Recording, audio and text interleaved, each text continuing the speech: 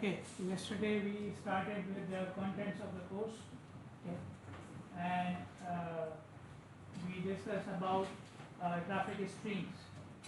So our traffic stream is made up of what? Vehicles and drivers. And then we divided the highways based upon traffic flow. There are two types of highways based upon traffic flow. What are those? Interrupted and uninterrupted. Very good. Then we also divided the traffic stream parameters. Macro and micro. Okay. And we started discussing one of them, one of those types. Which one? Volume is which one? Macro or micro? Okay. So volume is basically number of vehicles, right? And it can be what? What are the units for volume? Per day or per hour. Okay. And there were 4 different types of per day volumes, daily volumes that we discussed yesterday, and we were trying to do something about it in this example as well. Okay. So we can have AADT, which is annual. Then we can have AAWT, which is also annual but only for the weekdays. And then we can have ADT, which is for a period less than 1 year. And we can have AWT, again period less than 1 year but only weekdays. Okay. Now the main application of daily volume is to find out, is to do future planning. So if you are collecting data for finding out what will happen in future growth rate, you are designing a highway for future, you are planning an area for future, then you will be playing with daily volumes.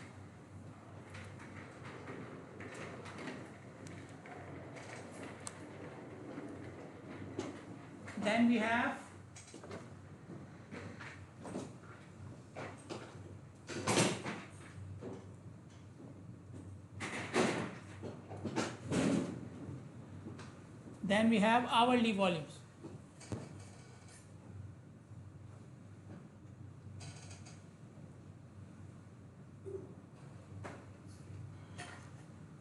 So hourly volume is used for design.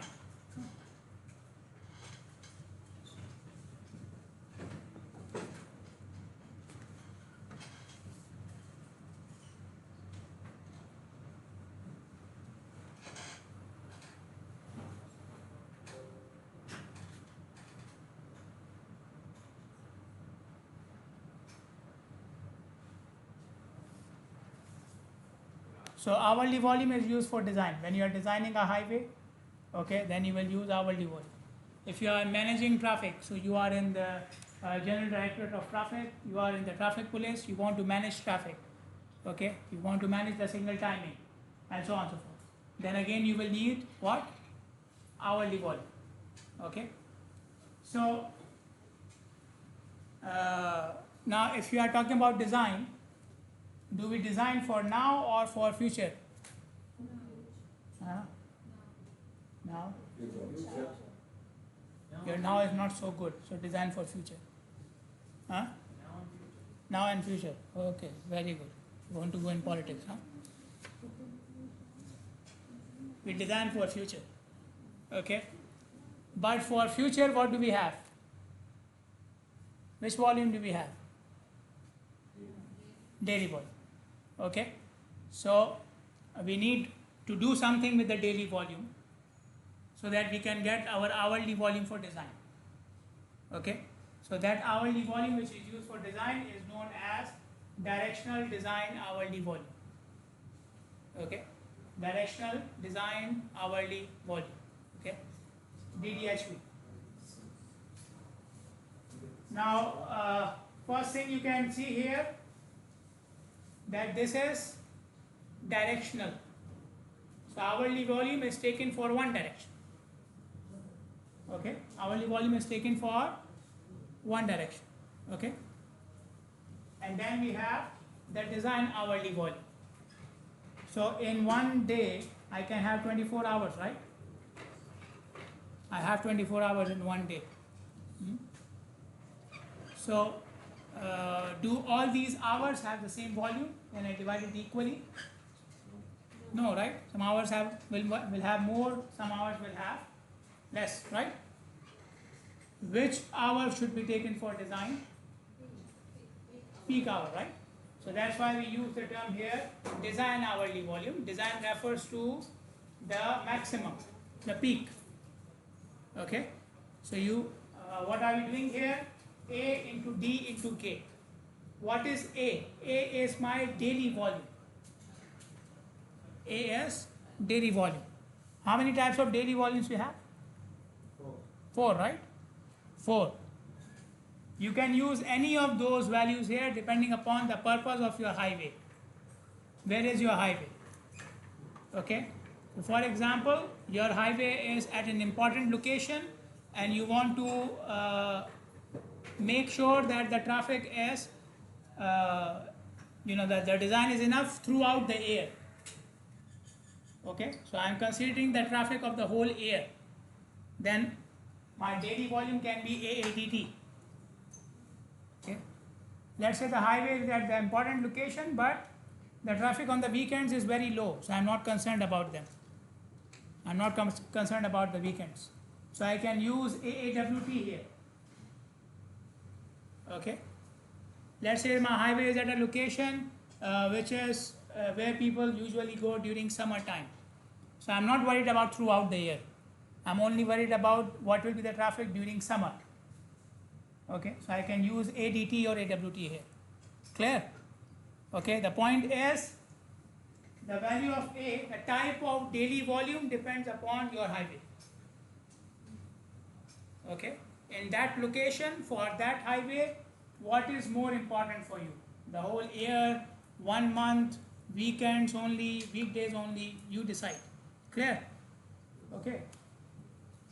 Then as I mentioned that the hourly volume is directional, it's for one direction. Okay. Remember, daily volume is combined. Daily volume has both directions. So you multiply with D, it becomes volume for one direction. Clear? And obviously, which direction? The peak direction. The direction which has higher volume. Clear? Now what about the other direction? What about the other direction? I'm doing design, right? So I'll design, I will take the peak direction, I will do the design. Okay, the volume in that direction is high, and I take that volume, the actual value, and do the design. What about the other direction? Should I design for less volume? Should I design for more volume? Higher volume, the peak volume, same value. Why? Because it's a peak value, but it's not there. Always we design for the peak value. Okay. Any other answer? We find another peak value for the other side. Okay. Yeah, the design is same. The rule is design for directions do not change. One direction has whatever design you are doing for one direction, the other will have the same. This is the rule. Okay. The reason here is that your trips are two-way, right? Your trips are two ways. So you come to university and then hopefully everybody goes back to home, right? Nobody stays here. Very good. So it's two-way. So you were part of one direction at one time, and the same demand can be part of the other direction at some other time. Okay. So eventually that other direction may also have similar demand, but not at the same time. So we are preparing for that other hour. Okay. So you took a peak hour where one direction had more volume, but at some other hour, the other direction may also have similar volume. Obviously, it's not like it is 4,001 here, so it will be 4,001 the other side as well, but it will be close. Okay. So doing it for the other direction, we are not overestimating. The point is, we are not overestimating. Nobody can come and say, you took higher volume for both directions, so you are spending more on the direction which has less volume. No, it has less volume now, but later on at some other time this one may also have similar demand. Clear? Clear? Okay. So you took daily volume multiplied by the percentage of traffic in the peak direction, and then it is daily. You want what? Hourly. So K is the percentage of traffic which is in the peak hour. Okay. So you had daily volume which was combined for both directions. You multiply with D, it became for one direction. You multiply with K, it became for 1 hour. Clear? Huh? What's K? The percentage of traffic in the peak hour. Daily traffic. K is daily traffic. A is daily traffic. A. This is daily traffic. Out of this whole number, what comes in the peak hour? How much percentage comes in the peak hour? That is K. Clear? Okay. Everybody clear? Okay. So from where do I get the K and the D values? The easiest thing to do is you go to your own highways, you collect data for the whole day, you see what is the percentage of traffic in different directions, how the traffic is divided into different hours. You can find out your own K and D values. Okay, this is what they would do in the ministry. Okay, so you have, if the ministry is your client, they can give you these values because they collect data, and from the data you can find out the actual K and D values. Clear? For our guidance, they have given us this table as well, from where you can pick the ranges of K and D.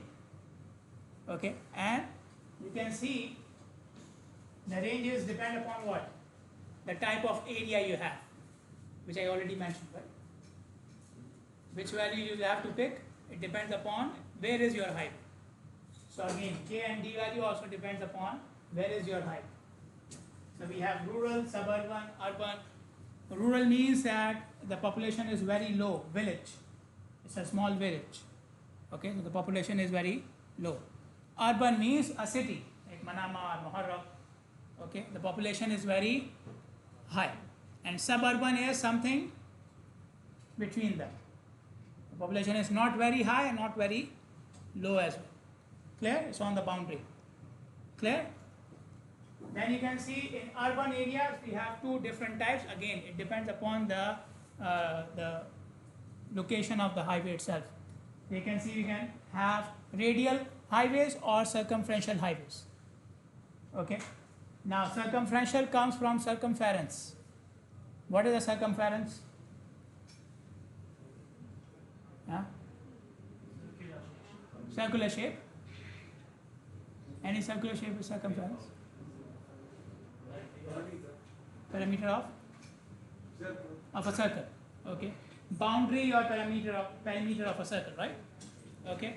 So circumferential means, for example, you have your city or your area, okay, and it has a particular shape.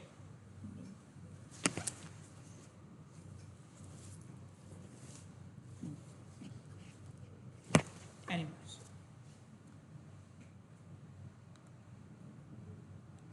So for example, this is your city. Okay. Obviously, it will not be a perfect shape like this, but anything. Okay. So a highway which goes along the boundaries of the city, it is parallel to the boundaries of the city, then that one is called as circumferential. So when you are planning the highways in the city, you plan some highways which will be along the boundaries of the city, whatever type of boundary you have. It can be circular, it can be straight, it can be rectangle, whatever. But a highway which is along the boundaries or parallel to the boundaries is called the circumferential route. Okay, and radius comes, radial comes from radius. So radius is what? What is the radius? Huh? Half a circle. Inside the circle. It goes from where to where? From the center to the boundary. From the center to the boundary, right? So radial route is that one which will take you from the city outside. Got it? So there are two types of highways, right? one which will take you from one place to another place within the city, that is circumferential, and there are other highways which you will take to go outside the city or come in, that is radial. So it will take you from outside to the center or from center to outside. Clear? Clear? Okay. So you have the ranges based upon the type of area and the type of highway. Let's say we have a rural highway which is to be designed for a 20-year period, and the daily volume, the average annual daily traffic is calculated to be 30,000 vehicles per day. Based upon the data of that table, the table which I showed you, what is the range of DDHV, directional design hourly volume, in this case? Okay, clear? We have daily traffic, and they are asking for a range of the hourly volume which you will take for the design for the next 20 years. Clear? The question is clear? Okay. So DDHV was this one, right? So I need A and D and K. What is A? 30,000, the daily volume which is given. Okay. The K and the D values will come from this table. Which one? Rural. Okay. So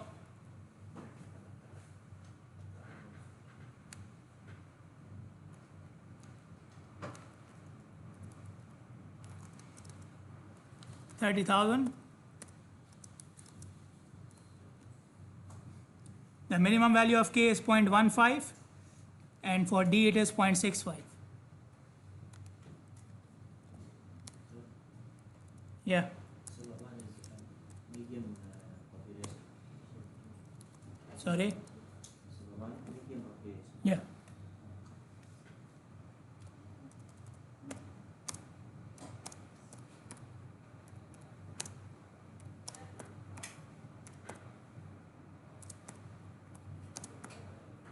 Okay. So I had the minimum values of K and D and the maximum values of K and D for the same location. Tell me how much we have.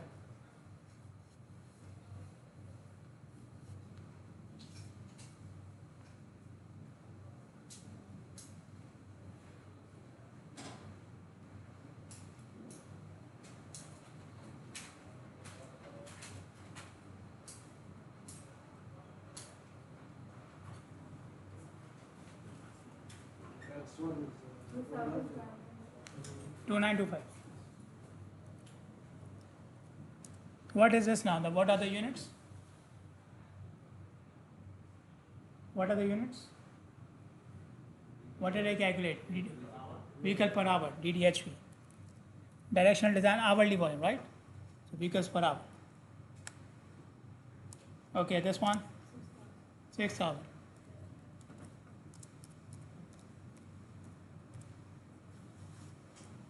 Okay, clear. Any question? Any problems? Now, are these values close to each other or not? No, right? They are very far from each other. Okay, and it's the same daily volume, it's the same height, right? So, what should I do?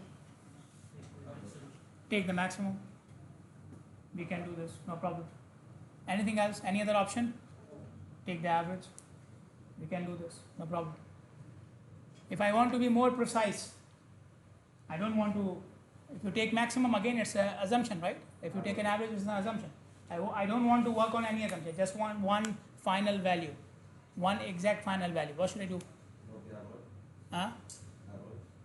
Average is again assumption, right? You have two values.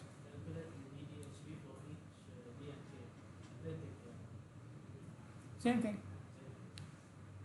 Here the area, Huh? the area. Rural area. Yes. Not manually count, but find out the K and the D values for your own area, yourself. Okay, nobody can give you an exact value for your highway, for your area. The exact value can only be observed. So whenever you rely on these tables and these values, it's always an approximation. That's why I said if somebody comes and says, I will take maximum from this range, we cannot argue, okay, fine, take maximum. Somebody comes and says, I will take an average of the value, take an average of the factors. Yeah, okay, fine. You can do this. Okay. You can only be more exact if you have the data of your own area yourself. The exact value which you have observed, the K and the D values. Clear? Clear?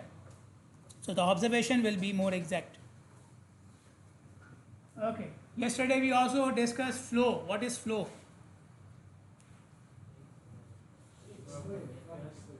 Huh?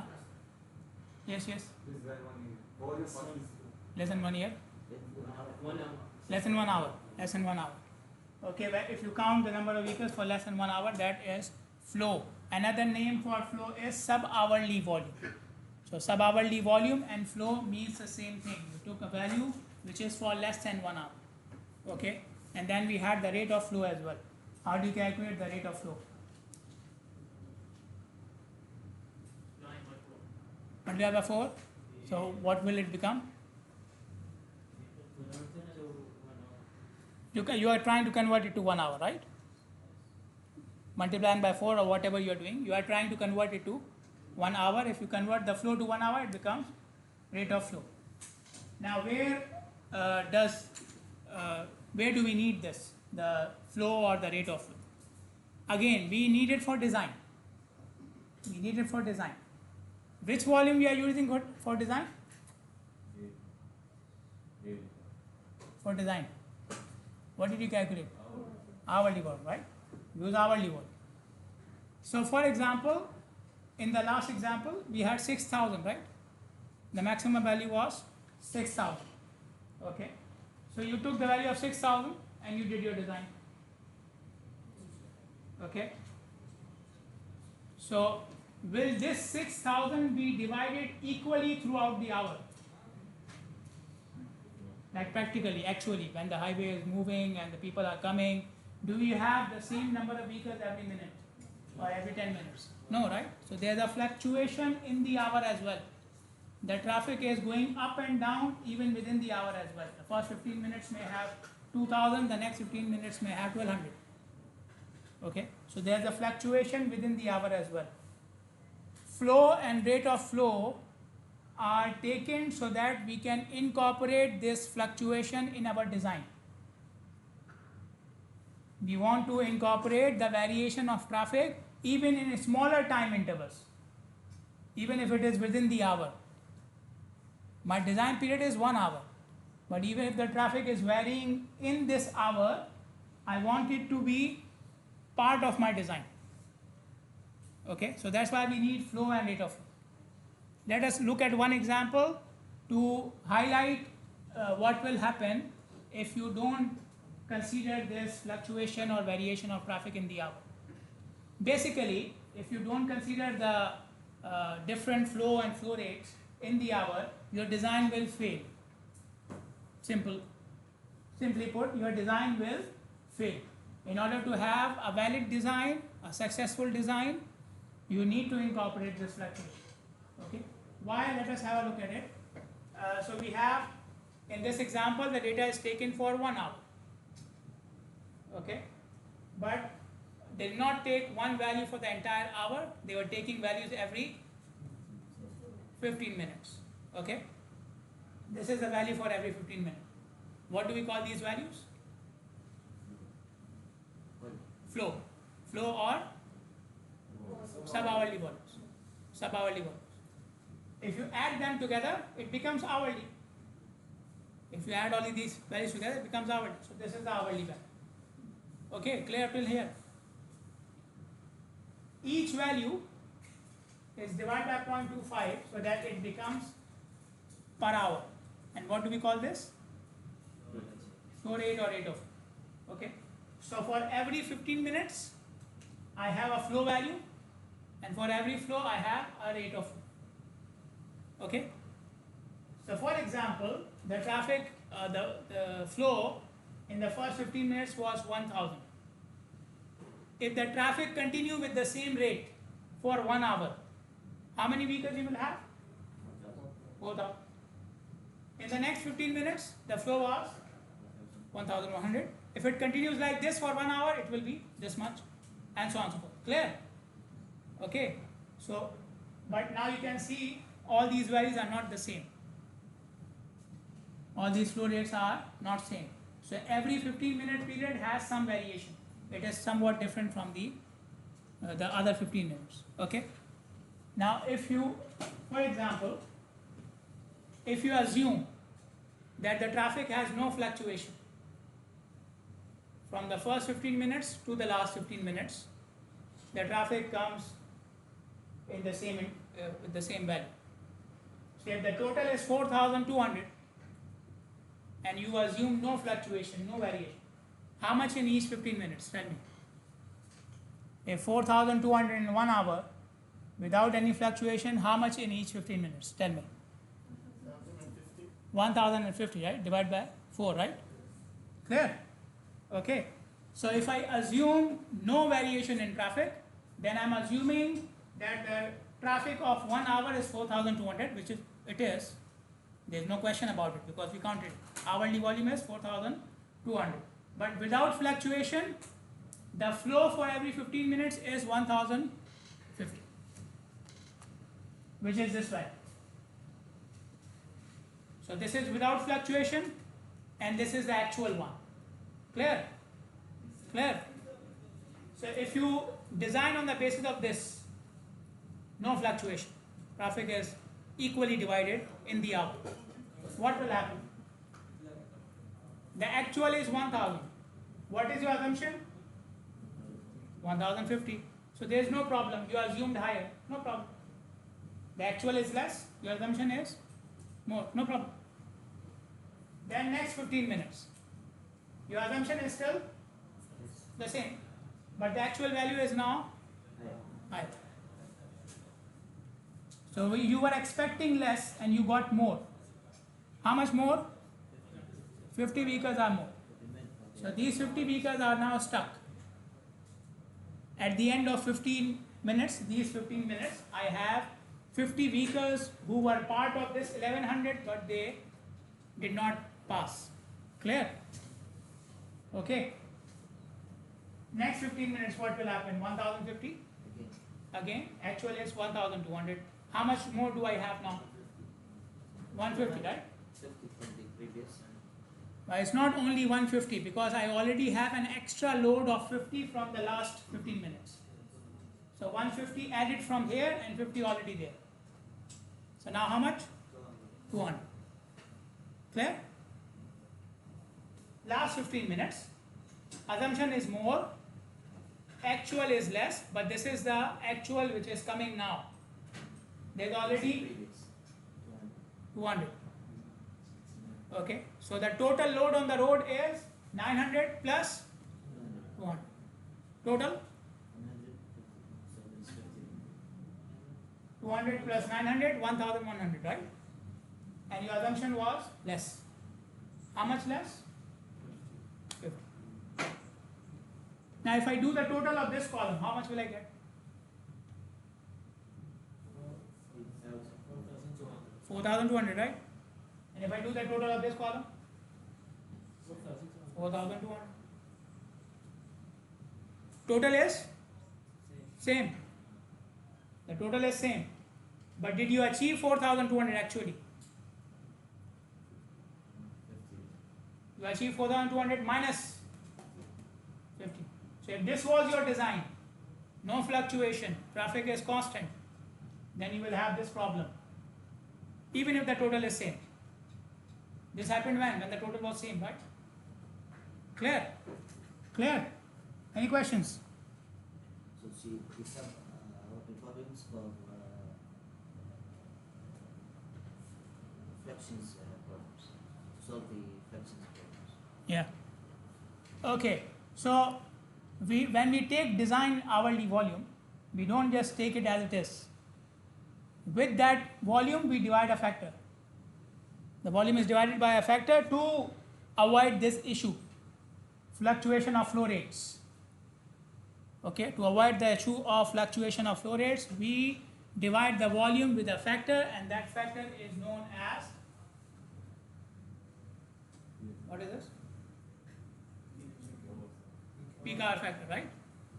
Okay, so peak hour factor is the factor which is used with the design volume to avoid the issue of sub-hourly fluctuation. How do we calculate peak hour factor? You take the hourly volume, divide by the peak flow rate. If you go back to the previous example, how much is my hourly volume? 4,200. Okay. Where are the flow rates? Yeah. Okay. So these are the flow rates, and you will take the peak value. Clear? Clear? So this divided by the peak value will give you peak hour factor. Okay. Now what was the interval of flow here? How much? How many minutes? 15 minutes. This is considered as a standard. Okay. You can take, theoretically you can take flow for less than 15 minutes, more than 15 minutes, no problem. But usually as a standard we take it for 15 minutes. Okay. So what will happen? You will have hourly volume, the volume you have, no calculations here, just take the hourly volume. Divide by, what is this? V15, because we are taking flow for 15 minutes. That's why 15. Okay. And M represents the peak. So you had 4 different values, right? From these 4 you will take the maximum. And why multiply by 4? Because it is 15 minutes. Okay. Here you will put the value of 15 minutes, the maximum value of 15 minutes, and 4 will remain as it is. Clear? Clear? Okay. So for the previous example, if you put the hourly volume, which is 4,200, and you take the maximum flow rate 4,800, the peak hour factor will come out to be 0.875. But if we want to add anything every 30 minutes, Huh? it would be 2 Multiply by 2. Clear? Clear? Okay. Sometimes students ask these type of questions. It remains in my head and it pops out at the time of exam. It happens. Okay. Peak hour factor has a range from 1 to 0.25. Okay. Now 1 means what? When will I get 1 here?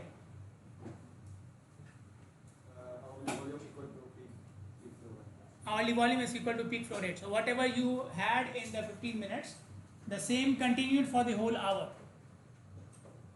Whatever you had here, same continued in the whole hour. So the volume became equal to flow rate. So that means what? No variation or more variation? No variation. The peak 15 minutes continued. The rate of peak 15 minutes continued for the whole hour. So no variation. Clear? 1 means no variation. And when will I get 0.25 here? Okay. When will I get 0.25 here? Peak hour factor 0.25. When it what? Double? No, Yes? 0.25. No, that is 1. That will give you 1. it should be less. How much? 5 times. What is equal? What will be equal here to give you 0.25? Volume equals to what? Volume equals to? When will it be 1? When this whole thing and this whole thing are equal, right? So flow rate is equal to volume. That is 1. But when will it be 0.25? Yes, yes. Hourly volume is more than peak flow rate. Now, when the volume is equal to not flow rate, but the flow, this value, when V equals to Vm15, okay, Vm15. So V and Vm15 cancelled, you will get 1 upon 4, which is 0.25. So what happened here? You had V curves in 15 minutes. And when will it be equal to volume? In the remaining 45 minutes, you don't have anything. Okay? So whatever you had in 15 minutes, that is the total of the whole hour as well. Okay? So that means there is too much variation now. Everybody in 15 minutes, the remaining 45 minutes, 0. Okay, so 1 means what? Variation is? No variation. Okay, and 0.25 means variation is very high. Okay, and again some recommended values are given for the urban and rural areas. If you want exact values, then you have to do it yourself. Okay. The next macroscopic parameter we will discuss is speed and travel time. We consider them as one. Right? So whenever we will talk about the speed, we will talk about travel time as well, because speed equals to what? Distance over time. Okay, so speed is related to travel time. They are not two separate entities. Okay, if speed is more, time is less, and so on. Okay, so we will discuss them together. Travel time means the time taken by the vehicle to pass a section of the highway. This is how we define travel time. To go from the start to the end of the section, the time taken for that is called as a travel time. Okay, so I said this is a macroscopic parameter, right? M-A-C-R-O, macroscopic. What was the difference between macro and micro? The macro is for the entire system, and micro is for the vehicles. So if I am saying I am discussing the speed as macro, I am talking about the speed of the entire road, okay, or the entire group of vehicles, okay, not a single vehicle. So I will be talking about average speed. Okay, speed as macro is always an average value. Speed as a macroscopic parameter is always an average value. Okay.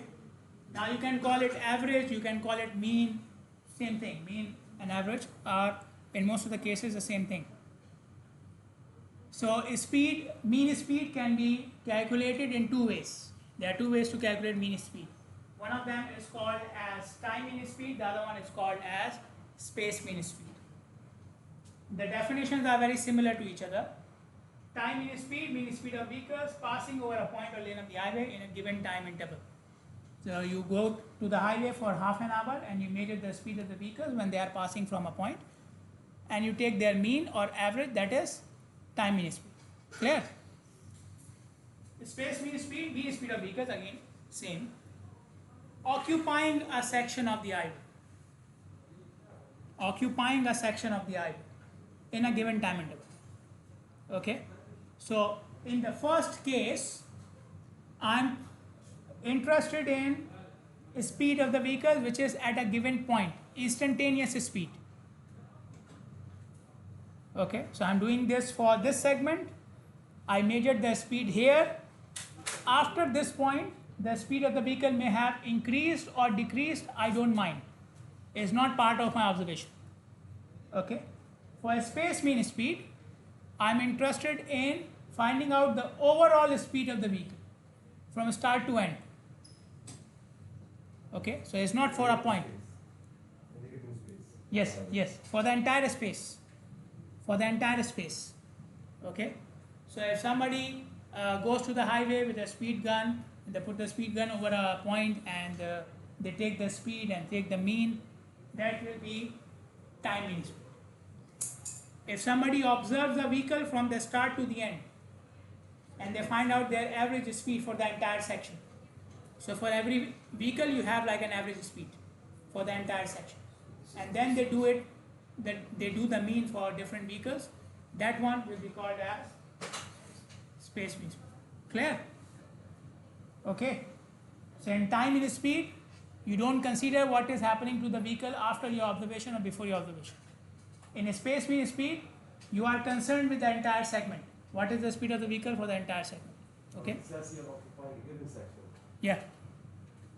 You said the what's No, section of the highway. So what do we It can be the whole highway as well. It can be the whole highway, but it can be a section as well. What do we do with the project is timing speed? Yes. Okay, these are the equations for time mean speed and space mean speed. So the time mean speed, it's from the end point of the Yeah. Okay. Here you can see we are doing summation of d upon t, distance upon time. Distance upon time is what? Speed. Okay. So you can replace it with the speed, no problem. If If you have the speed of the vehicle, just use summation of speeds. That's it. Okay. Divide by n. N is the number of vehicles for which you observe the speed. Okay. For a space mean speed, you have the distance. Divide by summation t upon n. So n is the number of vehicles, t is the time. So I'm doing what now? Distance upon what? What is this? Huh? Average time. Okay. So here distance cannot be replaced. You have to keep the distance here. Okay. And you have to calculate the average time. Clear?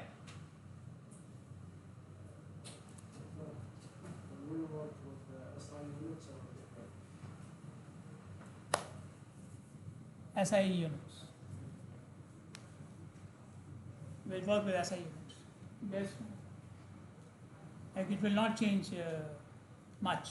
Okay. But the equations which we will use for capacity and these things, all of them are in SI units.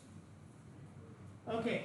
So we have 6 vehicles data. For each vehicle, the distance was 1000 and the travel time was observed.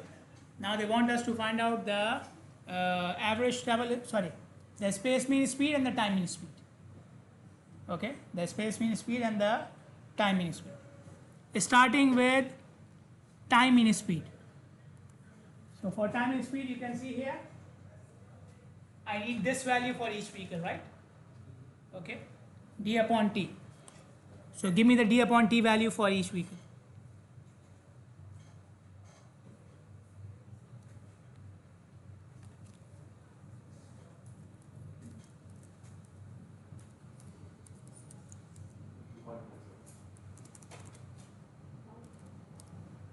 Okay, next. 50. Next. 1.5. Next. 50.6.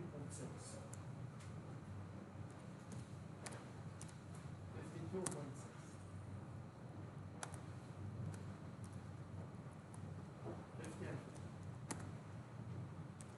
Okay, so for time mean speed, just do the mean of these values. How much is it?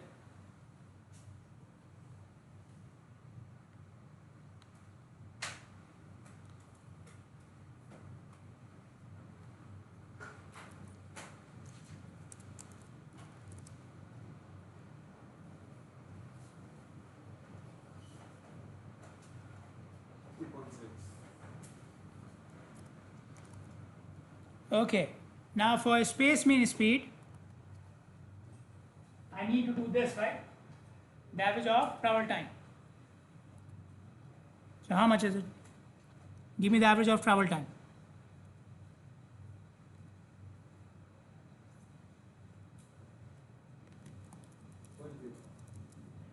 Exact 20. 20.8. Okay, then SMS equals to what? 50.4. 50.4.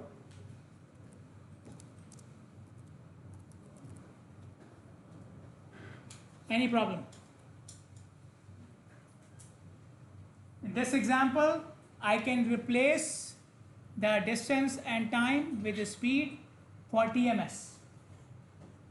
So instead of doing this, I can use a speed gun or a radar. I can directly give you 6 values of speed, and you will do the mean. It will give you TMS.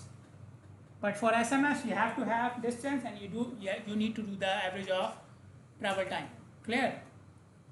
Okay. Now you see there is a small difference between these two values, right? Okay. So these values are not exactly same. Even if you are using the same data, you are on the same highway, you are talking about the same vehicles, still, because when you change the method of calculation, the values will slightly change. And the logic behind that is, as I mentioned, TMS is instantaneous value. So it does not account for the variation in speed of the vehicle. While SMS is supposed to be for the entire section. So SMS considers the fluctuation or variation of speed of the vehicle. So SMS is normally on the lower side. SMS is normally on the lower side. Here the difference is very small. Maybe if you have more values, if the distance is bigger or so on and so forth, you can see the difference is getting bigger as well. Okay? And the last point, there is one case in which both values will be exactly equal. SMS and TMS will be exactly equal. And that case is when the vehicles do not have any fluctuation in speed. So a vehicle starts at 50 miles per hour, it continues 50 miles per hour till the end. And travel will be same for Not same. all. It's the same speed. All vehicles do not have the same speed. You know, They are maintaining their speed. as you said now, they have all same speed, so all programs. Their speed is not same with each other. Their speed is same throughout the segment. This is what I'm saying. So I am traveling at 50. I start at 50, I end at 50. You are traveling at 55, but you start at 55 and end at 50. So your speed is same, but it's not same as me. Get it? So this is the case in which TMS and SMS can be equal, when vehicles do not change their speed in the entire section. Clear? Any questions? Any problem? Okay, thank you. See you guys tomorrow, inshallah.